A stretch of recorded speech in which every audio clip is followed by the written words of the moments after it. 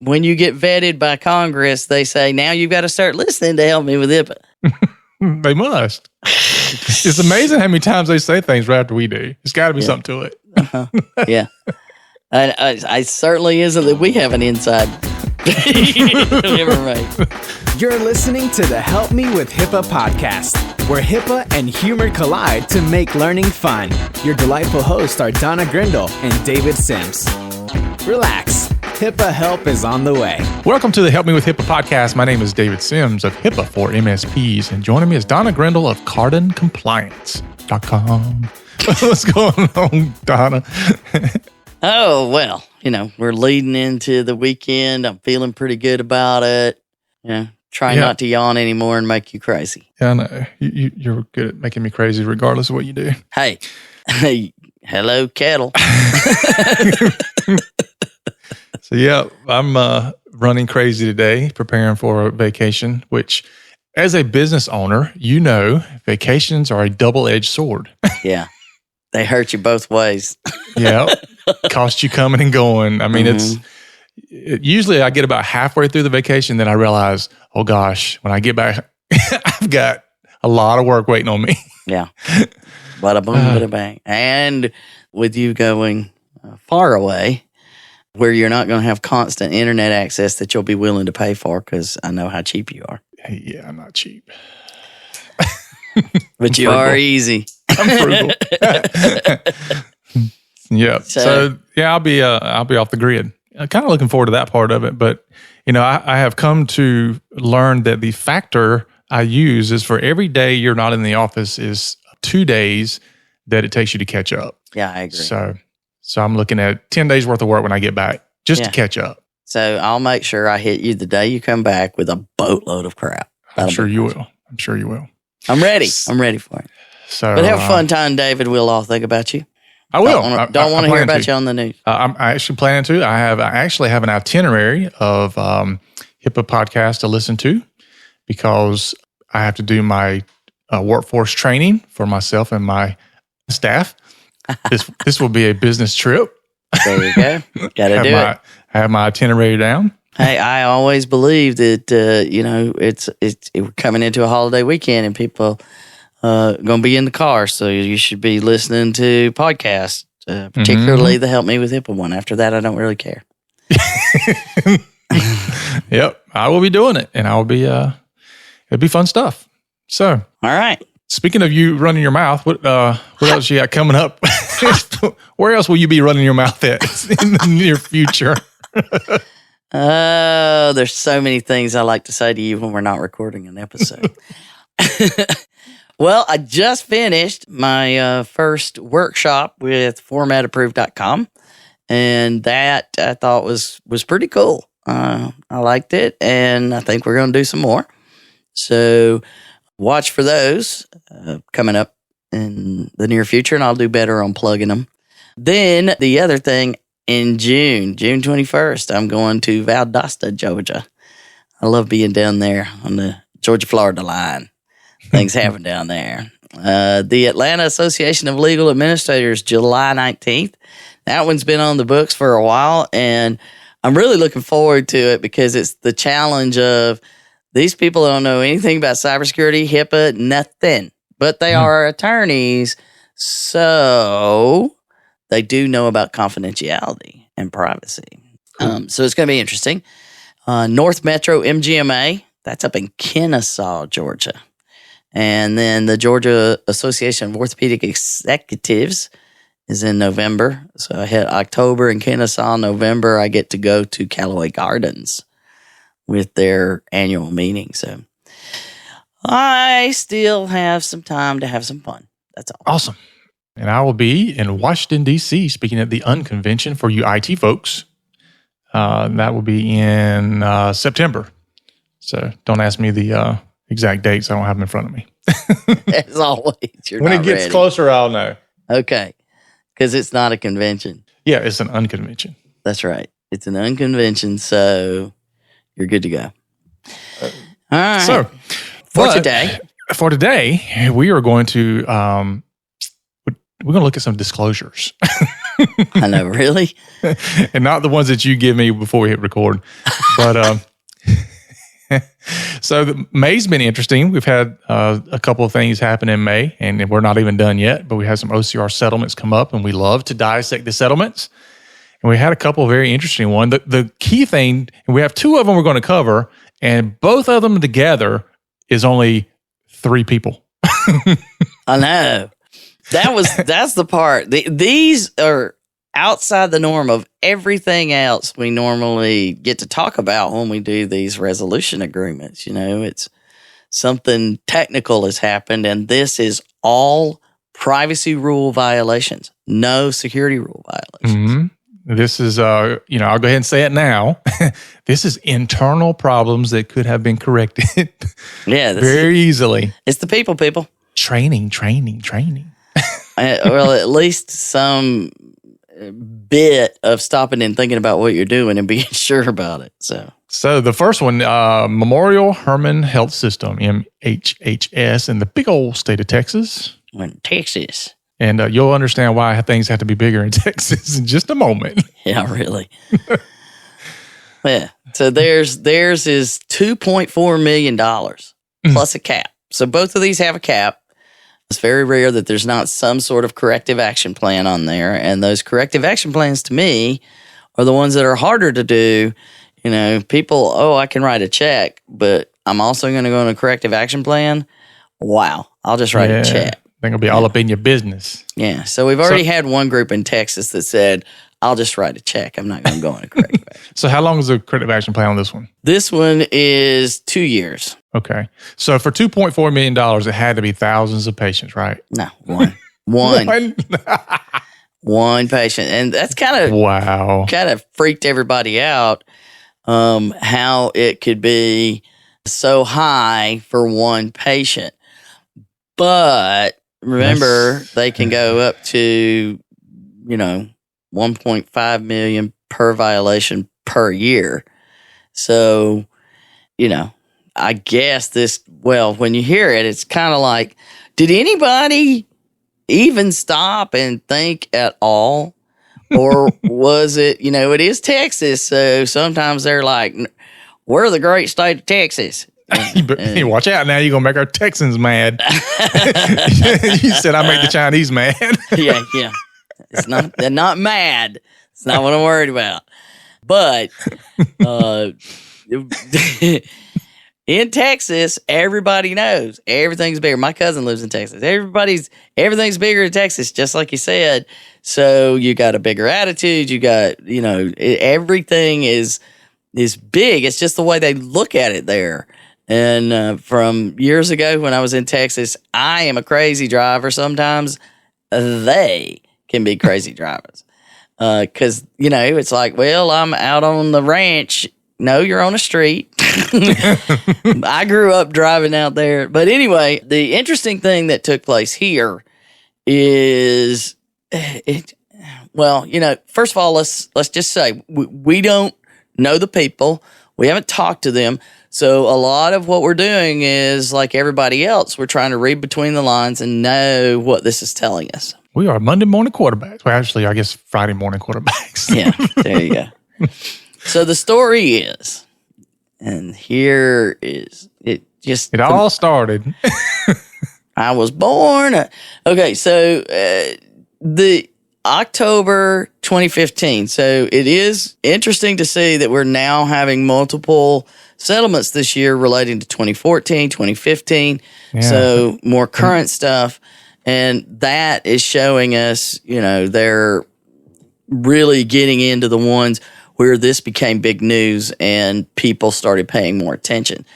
And I think that's why we're going to see more that look like this than the ones we have been seeing where it's just, careless security in most cases, not all of the previous ones. Mm-hmm. But HHS initiated this compliance review because of multiple media reports saying that MHHS had disclosed patients' PHI to the media and various public officials without patient authorization.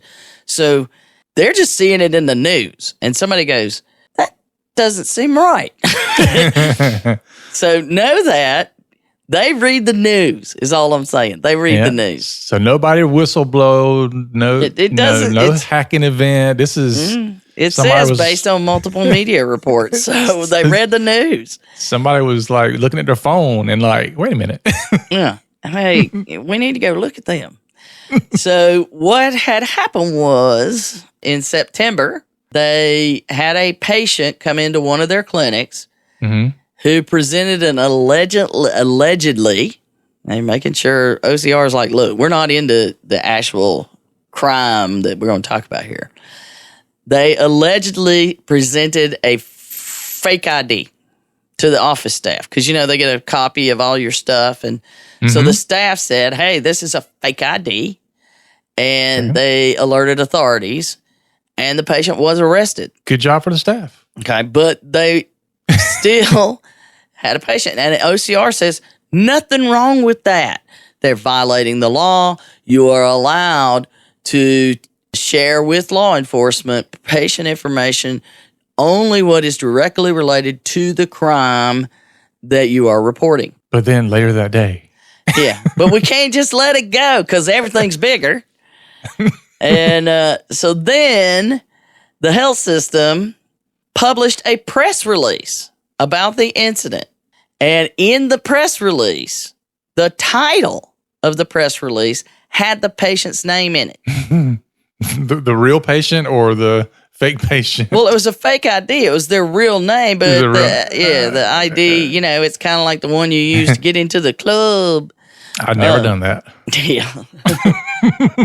But they published that patient's name and the title of a press release, beating their chest about how they stopped this patient from using a fake ID, I guess.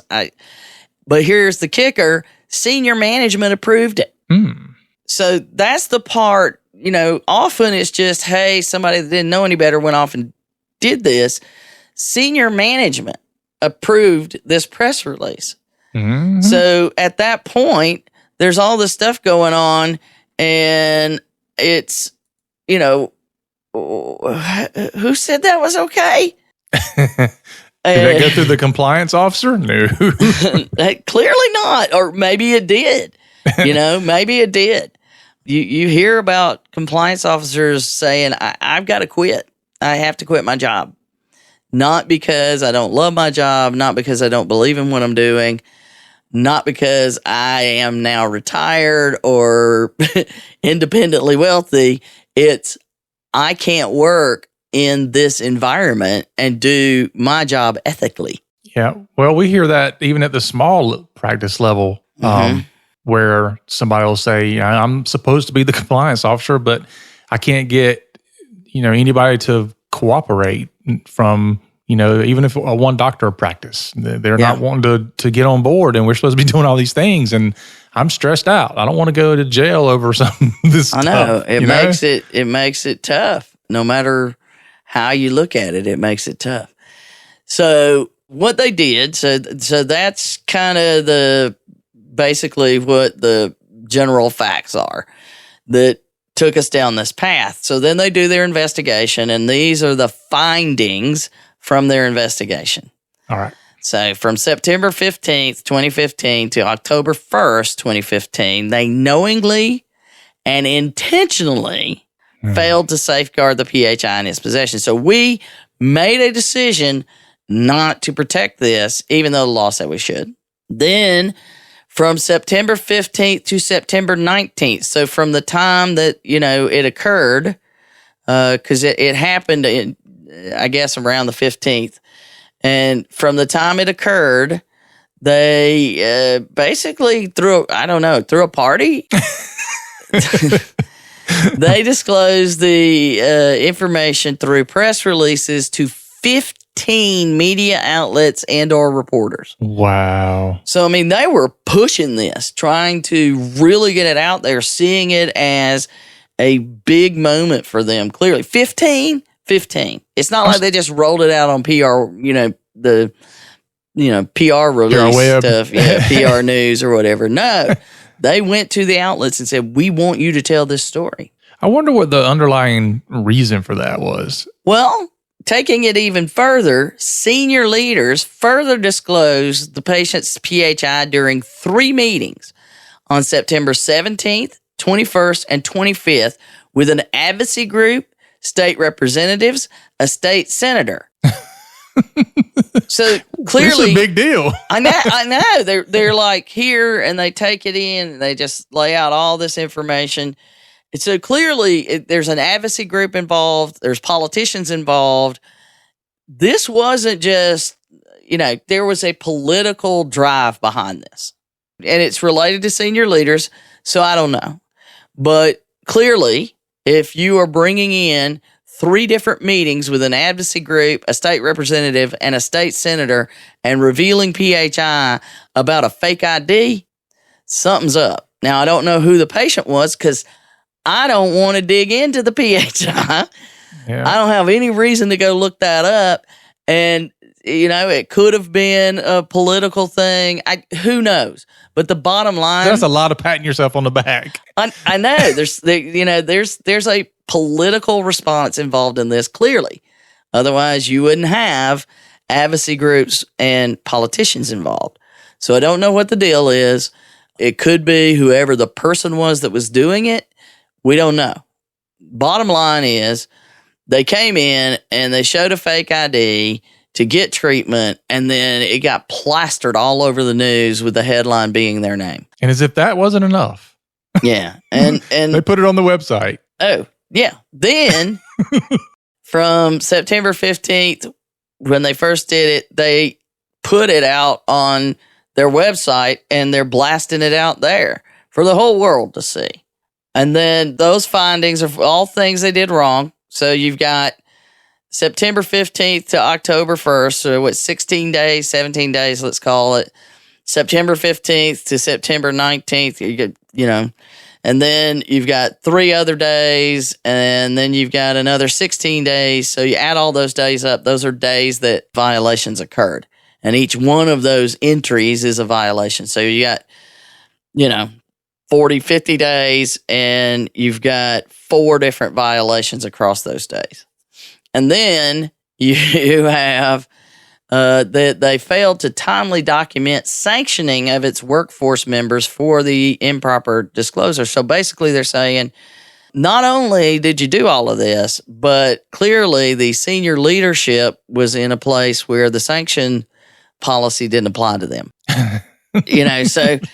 And again, I don't want to get into the politics about it. So I'm not even going to try that politics story. It's irrelevant. What we're talking about here is not the politics of what happened. We're talking about the privacy part of what happened. The facts, ma'am. Just the facts. That's right. The facts. Only the facts. So, clearly it's a political motivated in some way, but we don't know how.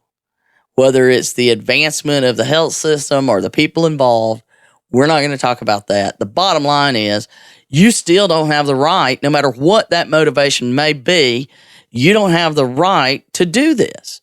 Mm-hmm. If it was a criminal, you still don't have the right to do this because, that whole innocent until proven guilty and all kinds of other things, that's law enforcement's job. Your job is healthcare. So they came down and they said, oh, nay, you are not allowed to do this, and put them on a 2-year cap and the $2.4 million over this. So, that's a lot of discretionary stuff that they get to do. So they were able to take those 50 days and say, look, this was willful neglect.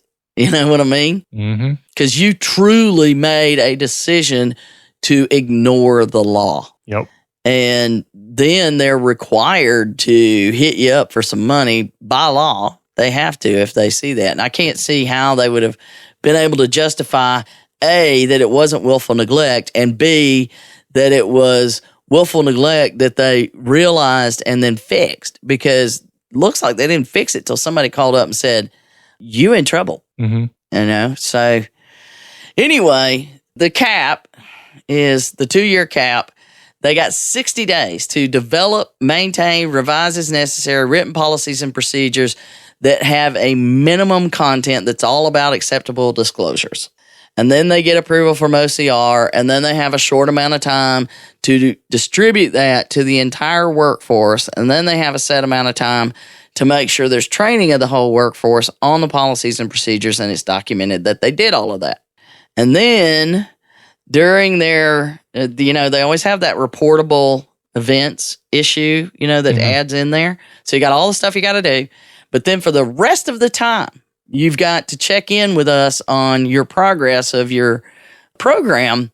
And then there's always these reportable events. And that says during the compliance term, they have to, upon receiving information that any workforce member may have failed to comply with its privacy, security, and breach notification policies and procedures. So now we're saying all of HIPAA safeguards, all of that stuff. If they fail to comply, they may have failed to comply. You must promptly investigate. And if after the review and investigation, you determine that any member of the workforce has failed to comply with your written policies and procedures, you have to notify HHS in writing within 30 days. Ooh. Yeah. So Wow. somebody just does something wrong. So every single time you have to investigate it and you have to document it and send it to them every time somebody does something wrong. Within 30 days. Within 30 days. Nice. Yeah. So, you got to wonder, what's happening from a management standpoint, because clearly this was happening at a high level in the organization. So it'll be interesting to see what happens, because all of these resolutions agreements state that if you breach this agreement, then we just go right to the civil money penalty. Mm-hmm. It's done. So who knows what that civil money penalty would have been. But then our homeboy, Roger, jumps in. Yeah, I know. He's been, what was it you said earlier? You like the way he comes out and says his statement? Yeah, he's just, you Wax can him. tell. Yeah, it's like he's cracking the whip. I mean, it's, we got, before him, it was very tactful. Right. Not that he's not tactful, but he comes out with an enforcement attitude. Even in the quotes that we read, you can tell. Yeah, it's stern. This dude is not going to take this lightly. Yeah, I mean, he's being stern about it. And all of those people who thought this was going to, nobody really cares about HIPAA. Yeah. So the senior management should have known. That's where he starts. His quote just is like, bam, you should have known. You should have known that this was better. wrong. You should have known that it was a clear privacy violation that would induce a swift OCR response. That's what he says. So clearly, he's saying, look, if you're doing this stuff out, thumbing your nose publicly even, then we're going to give you a swift response. So that was an important quote from the new guy. See, we went from the HIPAA police to the HIPAA SWAT team now. I know. They're going to come running out if they need to. And this case reminds us that organizations can readily cooperate with law enforcement without violating HIPAA. They made it clear the initial action is not the problem. Mm-hmm. What the staff did is not the problem. It's what senior management did. Mm-hmm. But it says, but they must nevertheless continue to protect patient privacy when making statements to the public and elsewhere. So not just press releases, but you don't call in advocacy groups and all this other stuff to have meetings about it. So, I don't know. Ka-chow. Slam-a-lam-a-ding-dong. We're going to get a cracking whip sound to put on these things when we read them. There you go, Bo. Throw in a cracking whip thing. Whenever we say, Severino says, there we go. We're going to get that. But he's being very, very clear. And you're right. Previously they were saying, look, we're going to try to get you to do the right thing. And he's taking the approach of, you know what? Should have known. You should have known. You should be doing the right thing. And I'm not going to be nice about it anymore. So it's pretty interesting to see how much more stern the message is under him. But it is. It's stern. Cracking the whip, like you say. So that moves us to the big NYC. yeah. St. Luke's Roosevelt Hospital Center. Yeah. This another interesting one. This one isn't making as much news, but this one is in some ways more concerning because this is happening at the staff level. If it's happening at the staff level, then it's systematic. If it's happening at upper management, it's not necessarily systematic. You know what I mean? Yep. This one is, and you don't even really know the name of the place, but St. Luke's Roosevelt Hospital Center has the Institute for Advanced Medicine that used to be called Spencer Cox Center for Health. Okay. So when the violation took place, it was called the Spencer Cox Center for Health. Now it is called the Institute for Advanced Medicine under St. Luke's Roosevelt Hospital Center. So they'll be like, that wasn't us. Yeah. We aren't that anymore. And I don't know if that's why they changed their name. But here are the facts, David. Just the facts, ma'am. Yeah. So this was 2014. So again, it's a recent, fairly recent compared to some of the 2012s we've seen. Mm-hmm. And they received a complaint. So neither of these had anything to do with the CE reporting a breach or an audit or any of those kind of things. One, they put themselves in the news, and the other, people filed a complaint. Okay. So keep that in mind. These came against you. They just showed up at your door. So they received a complaint that PHI was disclosed to the complainant's employer. And so here's the kicker. The impermissible disclosure included information concerning HIV status, medical care, sexually transmitted diseases, medications, sexual orientation, mental health diagnosis, and physical abuse. I mean, it was everything, and all of the most sensitive stuff. So you're releasing stuff that is, all medical records are sensitive, and then we add behavioral health and all these others have a whole nother level of sensitivity. So do they say anything about why it was faxed to the employer?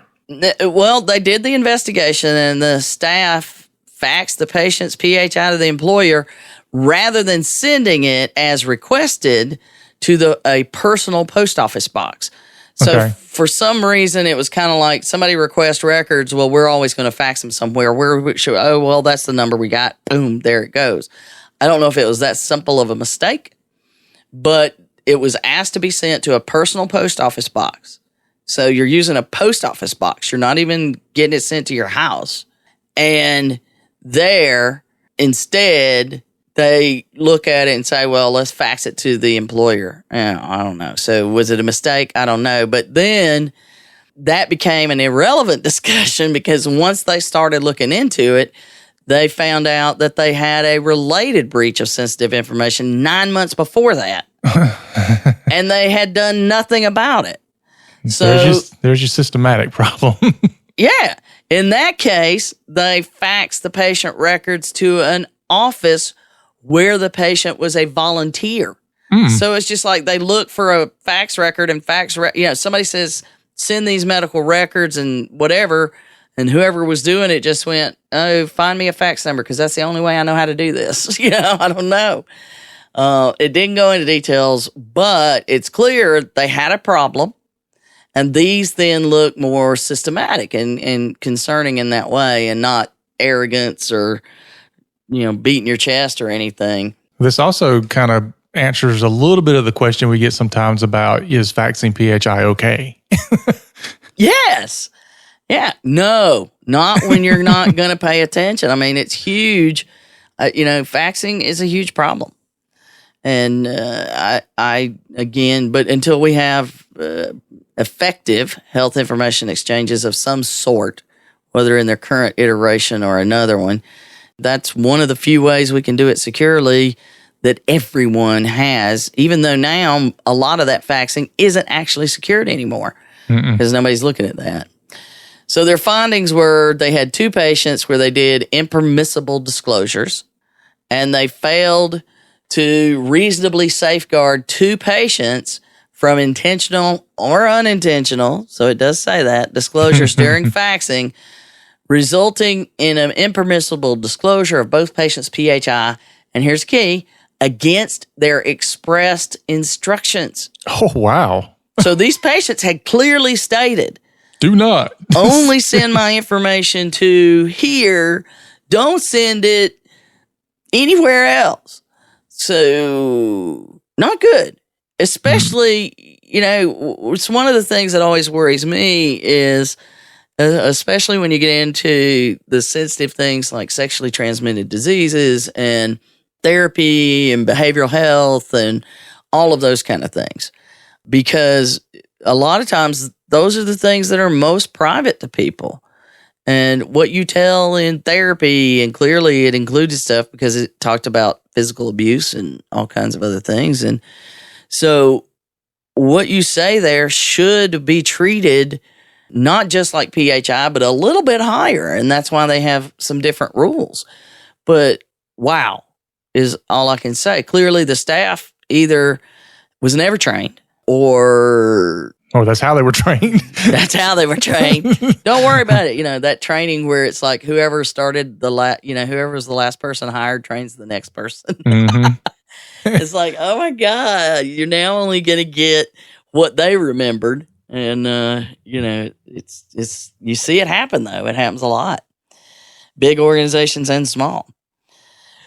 But it's very concerning that, you should hold them to the rules should be higher, a higher standard, and double checking and triple checking and things. Granted, all PHI should be protected. That's our point in most of what we're talking about here. But when you look at the number of times that people that will withhold things, oh, well, I can't send you this to an emergency room doctor because I don't have an authorization. Patient needs treatment. Patient care comes first. And nothing about this made patient care come first because you've clearly violated them in so many ways at this point.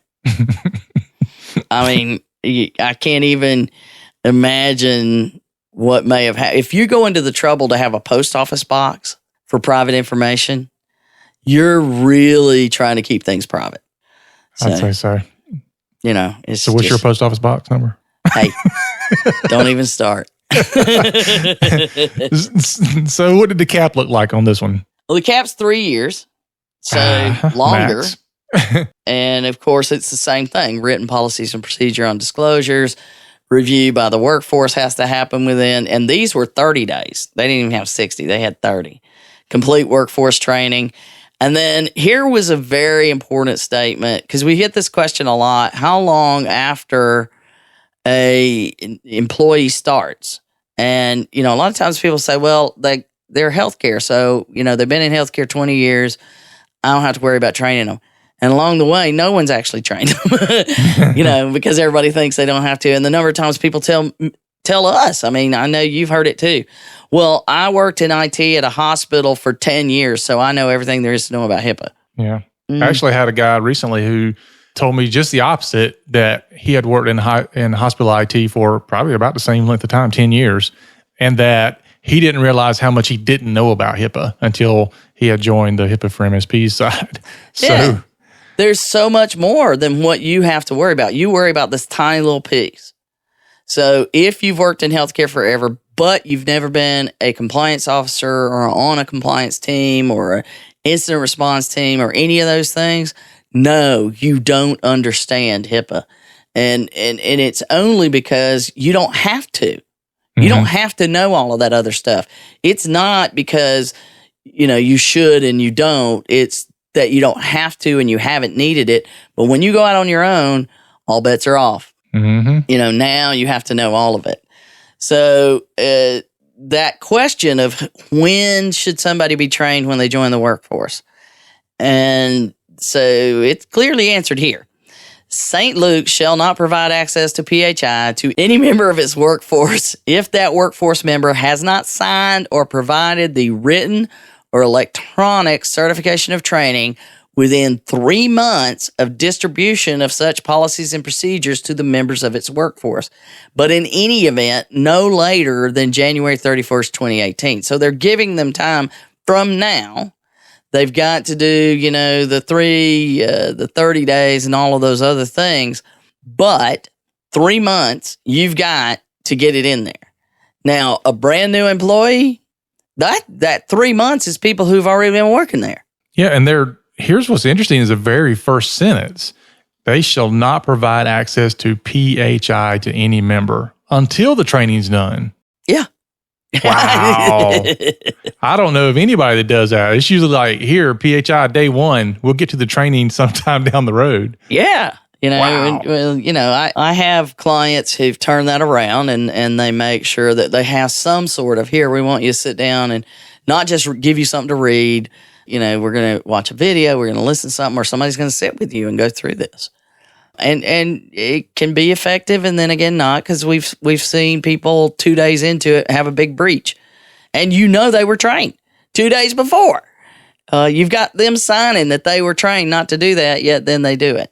But the important thing that this brings out is, it's a fairly large health system, but they're focused specifically on the center that manages and deals with the HIV and sexually transmitted diseases and all those kind of things. Mm-hmm. So it's still $387,000, and $200, but the 3-year cap is probably, taking a little bit more money off the top. But it did, like they say, look, we're not trying to put you out of business, but at the same time, we have to make it hurt. Because when they say, oh, well, I remember having these conversations with doctors. What's the biggest fine that I would have to pay if I got caught? $25,000? Oh, I'll just write a check for that then. My insurance will cover it. Mm-hmm. They don't care. So you've got to make it hurt, and that's what they've done differently. And that's where your buddy Roger then, he hits home with this one. Yeah. His statement is pretty spot on. And again, somehow we accidentally covered that topic just a couple of weeks ago. And he restated it for us very clearly. Individuals cannot trust in a healthcare system that does not appropriately safeguard their most sensitive PHI. We just talked about that. Yeah, he listened to the podcast. Yeah, that must be part of the when you get vetted by Congress, they say now you've got to start listening to help me with HIPAA. They must. It's amazing how many times they say things right after we do. There's got to be something to it. Yeah. I certainly isn't that we have an inside information. But he goes on to say in his statement, covered entities and business associates have the responsibility under HIPAA to both identify and actually implement. I love that for all the people with the policies and procedures that you don't even know what they say. Mm-hmm. Implement these safeguards. In exercising its enforcement authority, OCR takes into consideration aggravating factors such as the nature and extent of the harm caused by failure to comply with HIPAA requirements. So they're saying, look, if you really screw somebody up, we're taking that into account. Mm-hmm. If there is clearly harm, and in these cases, based on just some of the things you can read between the lines, there was serious harm. Yeah, I'd say so. So, bam, you're a big Roger fan, aren't you? I do, man. He's my kind of guy. Just cut to the chase. Well, we'll send him. David is a Roger fanboy T-shirt. Stay out of my breeches T-shirt. Yeah, there you go. With a big picture of David on the back. I love Roger. Yeah, crack that whip. Yeah, but they're being clear. So all of you who think that I'll stroke a check or whatever, you need to get off that, because no, this guy, he ain't playing. Mm-hmm. And you're right. Very, very stern messages coming across now. Instead of please do what's right, it's do what's right or I'm coming to get you. Yep. So when you have your meeting with Roger, you make sure that you tell him appropriately that we appreciate that, because, we've been trying to spread this message now for a long time 2 years of the podcast, and 2 years before that, I've been dealing with you. Well, the good thing is you don't have to like read between the lines. I mean, he pretty much puts it out there. True that. Yeah. You know, say, well, this is what he meant. So what they're saying here is, no, it's pretty clear. Yeah. You cannot trust a healthcare system. So we just said, are we reaching a crisis of trust? He's seeing it too. Mm-hmm. So we can't let the first one is Texas deal is. So that's 2 out of Texas where they've just thumbed their nose at the requirement, essentially. And that's concerning. But I think both of these resolutions could potentially make a difference in that. Yep. It's changing the message. I mean, it's definitely different than some of the other ones we looked at. And that's one reason we love going through these resolutions is because, you go in there and you look at what happened and how it happened, and it gives you something to go back and say, okay, let me look at my practice or my business and let's see, would we have these same issues? Do we have upper management with their, I'll leave that out. Do we have upper management that's not doing the right thing? Or do we have people that don't understand how to use certain technology to send stuff or read through documentation to make sure we're not doing what the patient says don't do when it comes to releasing the information. So it definitely gives you something to go back and kind of look at, and hopefully you don't become part of our episode in the future because you were diligent. Yes. Well, and if you ever do, you want to be interviewed, bring it on. We'll talk to you because we want to know too. But David, have a great trip. I will. Because you a trip, brother. Adios. Well, when this is published, you'll be coming back into the country. So if they let me back in. Yeah, no. There's word that your name's on a poster that says bad hombre. There's a reason why I didn't tell anybody where I'm going out of or coming back into. I know. I don't even know. Does your wife know? She's going with you. She'll be it's sleeping a the whole way. need-to-know basis. Yep. You're right. All right. Well, have a great time. Enjoy your time with your family. I shall. I know that's what this is all about. Yep, it is. Well, that's our podcast for today, folks. We thank you for listening as always. You can always share us out on any social media outlet. There's so many of them out there now. Pick one. You can review us on iTunes. We always appreciate that. That's slowed down a little bit, so we do like to still see those. Don't forget about it. Please. David needs to beg again. Please. Yeah. We have had a lot of people hitting us up on, liking the page on Facebook and stuff like that. So I appreciate that. Twitter and all this other stuff. So anytime we see that, man, it's like, I do a little happy dance. I might put a video up one of these days. But now we got to do that. So anyway, show us some love. We like it. We love it. We want some more of it. Visit us on our website, helpmewithhippa.com, and everything's there except for Donna. She's rarely there. But you can also send us a question right there on the website, and we may feature it in a future podcast. So remember, for Donna and myself and Big Raj, HIPAA's not about compliance. It's about patient care. You've been listening to the Help Me with HIPAA podcast, hosted by Donna Grindle and David Sims. The show created to help you with HIPAA. For more information or to ask us a question, visit our website at helpmewithhipaa.com. Neither Donna Grindle or David Sims are attorneys, and they do not offer binding legal advice concerning regulatory compliance. The information in this podcast should not be relied upon or construed as legal advice in any way. Consult your attorney for legal advice concerning compliance with HIPAA regulations.